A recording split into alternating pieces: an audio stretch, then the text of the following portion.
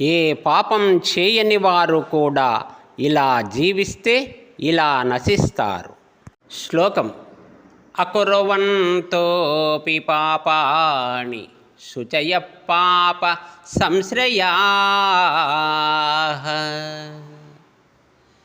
పరపాపైః ప్రణశ్యంతి మత్స్యానాగ హ్రదే యథా.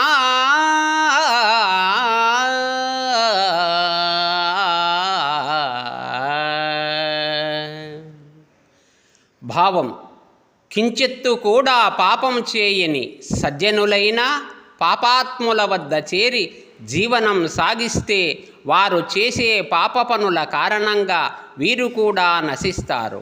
ఎట్లనిన పాములు నివసించు మడుగులో చేపలు జీవించి నశించినట్లు కావున సజ్జనులు దురాత్మలతో ఎన్నటికీ సహవాసం చేయరాదు అని అర్థం.